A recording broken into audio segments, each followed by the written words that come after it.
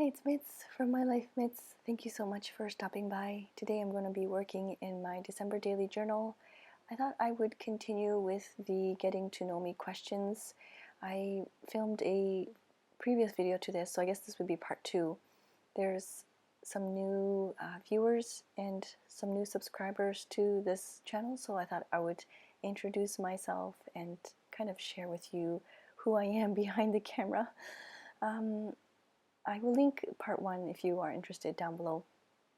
Just as a very fast recap, I am a Canadian lady or a girl living in Tokyo, Japan. I have 2 young kids and I am here in Japan. I've been here for several years and it's been a lot of fun. I don't feel like moving back to Canada at this time, but you never know in the future.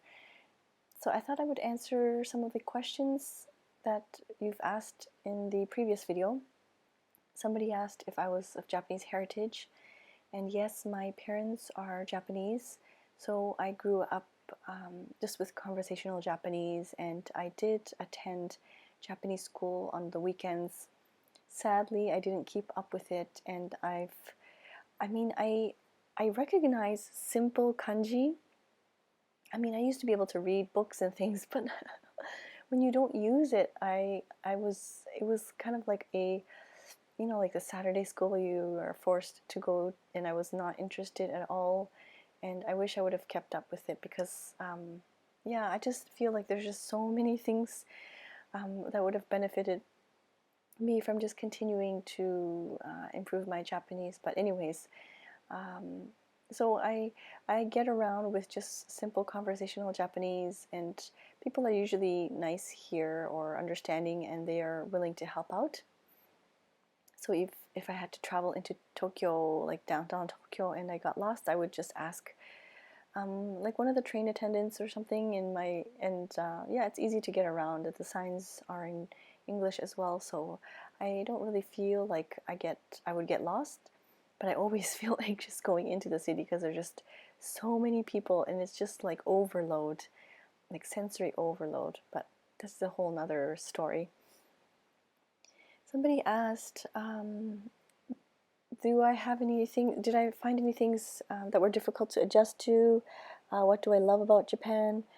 I think I will answer the second part of this question, which is what do I love about Japan, and maybe the things difficult to adjust to. I would have to think about that because I've been here for several years now, and I want to think about that answer. The things I love about Japan, there's a lot of great things about Japan. The service is wonderful here. I was watching, I don't remember who it was. Somebody was talking about tipping and how they had money in their planner and just for tips and things, and then it just kind of triggered, oh, in Japan I haven't tipped anybody in years because it's not a tipping society here at all, and I haven't tipped or I don't have to worry about having extra little coins and things for tipping, and that I don't miss, to be honest, because the service here is really, really great.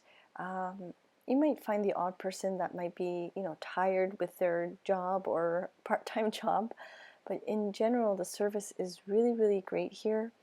I cannot complain at all. Like the food, not now, but when we were to go eat out at a restaurant or something, the food would arrive really quickly.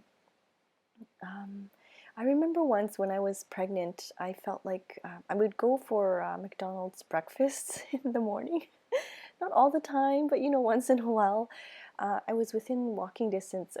It was about 1 kilometer away from my house, so then I would walk there just to get my exercise. And then, because I didn't have, any other kids, it would just be myself. I would walk to McDonald's in the morning and then get my McDonald's breakfast. And I remember one time I ordered the McDonald's breakfast, and then I placed my order. I took my cash back for the change. I put it in my wallet. I put the wallet in my bag, and by the time I finished putting the wallet in my bag, they already finished giving me my order, and I thought, oh my gosh, their service is amazing here, and it's just everything is really fast. I guess like very go go go, and it's very, yeah. I really do appreciate the service here. Sometimes I find that it's over packaged, and if you visited Japan, it's just unnecessary packaging sometimes. I mean, it's nice, and I understand sometimes they package it because they're worried if it's gonna get wet or damaged. But sometimes it's like super like unnecessary, the way they package or over package things. But yeah, I think in general the service is really great. I I always talk to my husband about like if I have to if he has to contact like a service provider. I dreaded contacting like Rogers or the service providers for cell phone companies or internet companies, and just how long they would keep you on hold. It's just unheard of here. Um, and that's another thing, internet. I know this is totally off topic, but I do like the fact that the internet is unlimited here. And it's probably unlimited now back home, but when I first moved, there was a cap on the internet usage. So once you met a certain threshold, we would have to pay extra for that internet usage. And I don't know how that would work here with all of the videos uploading and downloading, and I don't know if I would be able to upload so many videos if the internet is still capped back home. So I really, really appreciate that. Even or I shouldn't say about the cell phone, because I think the cell phone is, it's unlimited. It's capped to a certain point, and then after you reach a certain threshold, the internet provider downgrades the service. I think that's how it works. I don't know. I don't really use it that much out now that I'm outside. I just stay at home and use my cell phone on the Wi-Fi. So, but yeah, I think that's how it works nowadays. Is it there is a cap on the internet usage on your cell phone, and once you've gone over that threshold or that cap, they kind of downgrade your service a little bit on the internet. But yeah, I do like that, the fact that it's unlimited here at home, so I can upload and download videos.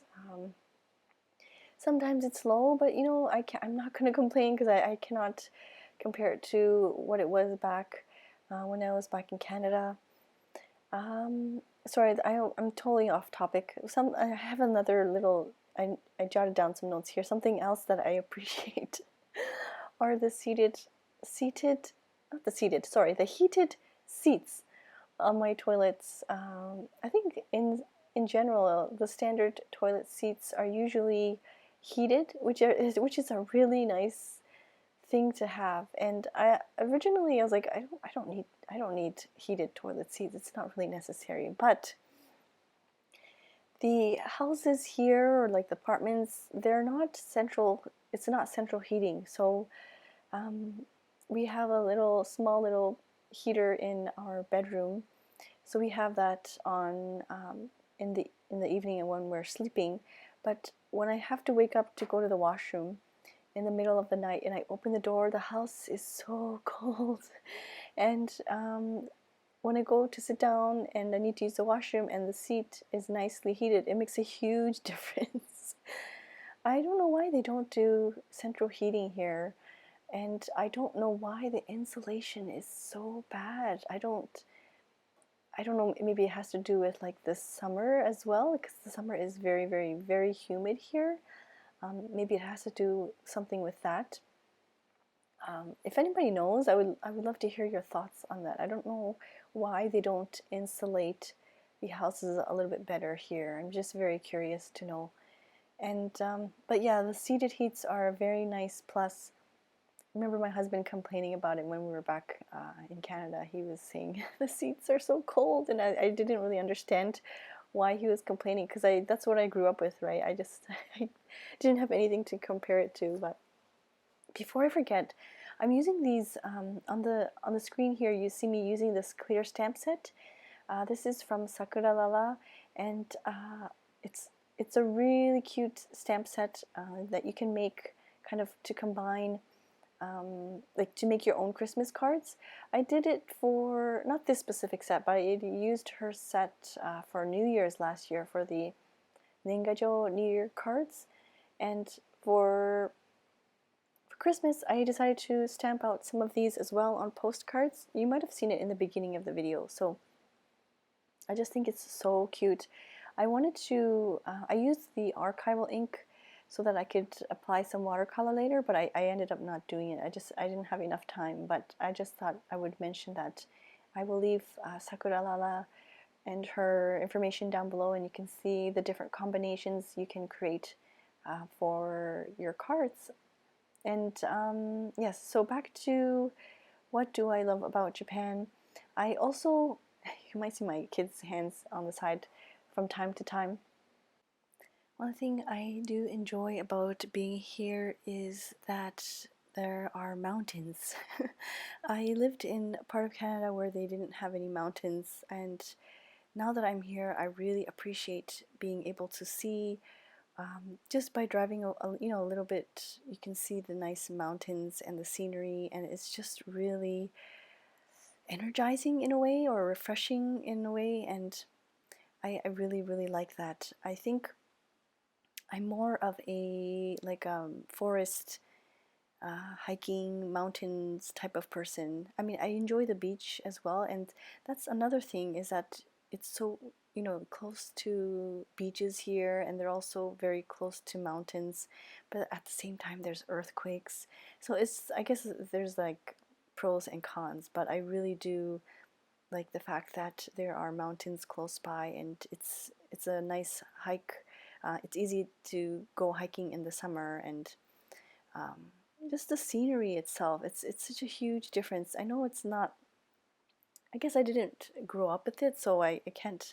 I didn't know what I was missing out on. But just by driving a little bit away from the city and then being able to see the mountains and how majestic they are, I just really really like. It just makes me feel at ease and very peaceful, and makes me feel very calm. So I do like the fact that we are so close to both mountains and the beaches as well. And what else? I don't know. I think I'm getting closer to the end of the video, so I'm not too sure what else I can talk about. I know Maria, she asked about the business, so I will get into that maybe in another video, because I could go on and on about that. And but yes, I just wanted to say I will most likely do one more video before the end of the year, sharing with you my December daily. So I will greet you then in that video. But I hope you enjoyed this session here. I'm very behind on my December daily. I'm probably like 5 or 6, maybe even a week behind, and I don't think I'll be journaling every single day to catch up. But I will film a video just kind of sharing with you where I am at this time. But I just wanted to say thank you very, very much for watching always. Thank you for your lovely comments, and I will see you soon. Thank you so much for watching. Bye-bye.